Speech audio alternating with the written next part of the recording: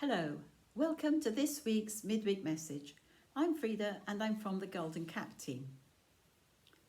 Have you heard of C.H. Spurgeon?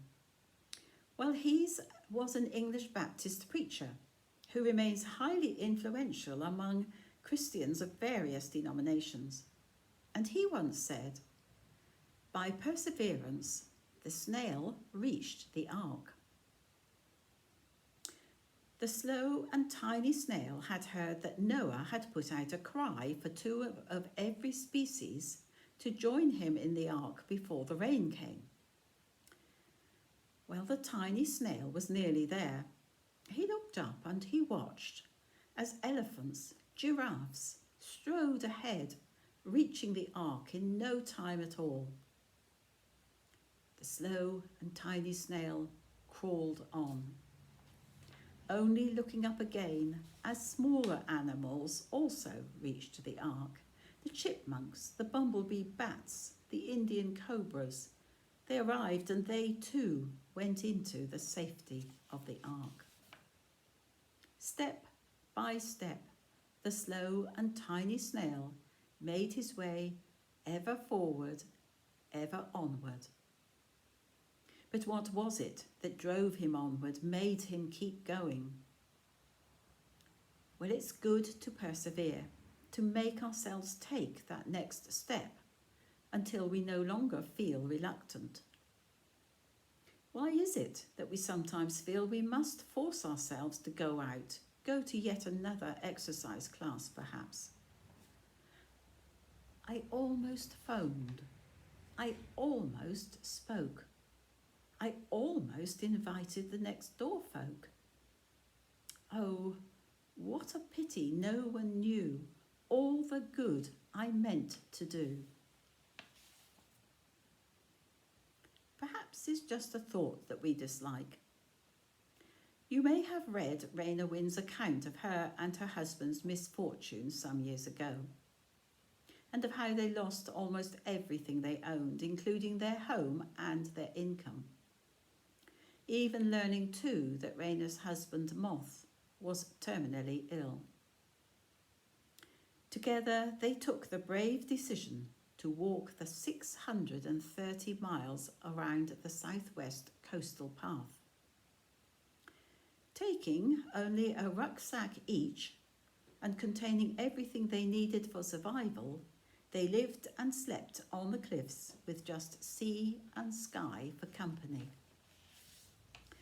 Their story is of a remarkable journey of challenge and perseverance, as through sun, wind, rain, cold, every kind of weather they continued on step by step.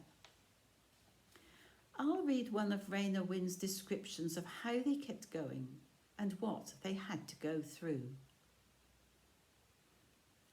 Unmoved by time or man, this ancient land was draining our strength and self-will, bending us to acceptance of the shaping elements. The ground breaks and heaves, pushing up boulders, turning the path into a spew of sharp, impassable rock.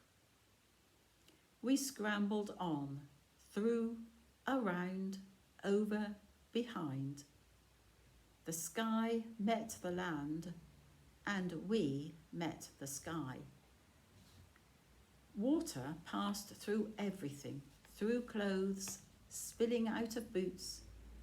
The sea roared on the rocks somewhere to the right, but we didn't see it.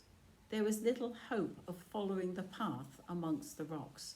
With no way to set a point ahead to make for, we stumbled on through the giant scree, giving in to the possibility that we may be destined to wander the boulder fields forever in a wet, grey Hades.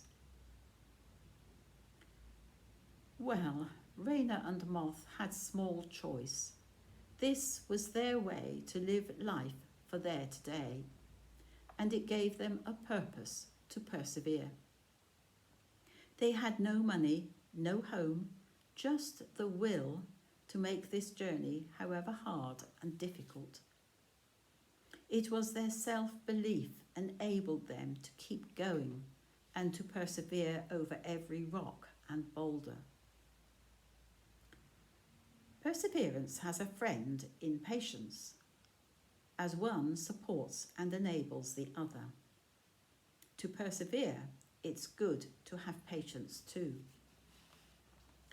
To be a truly faithful Christian can at times become a bit of a struggle, taking time to be with God in prayer perhaps.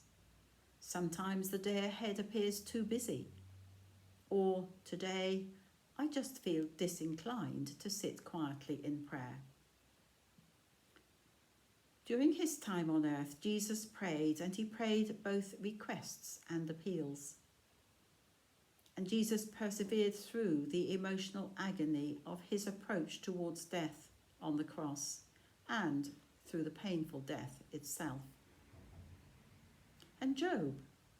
Well, Job's life offers one of the greatest examples of perseverance in the Old Testament. Even through the darkest times, he trusted in God. With patience and perseverance, he continued his trust. If we too remain close to Christ, faithful in prayer, faithful in times of peace with God, and participating when we're able in the community life of our church, if we persevere with patience, then we find our Christian faith, our trust in God and in his promises becomes part of who we truly are. May we never give up. May our spiritual life be at least as important to us as the many material things that surround us day by day. By perseverance, the slow and tiny snail reached the safety of the ark.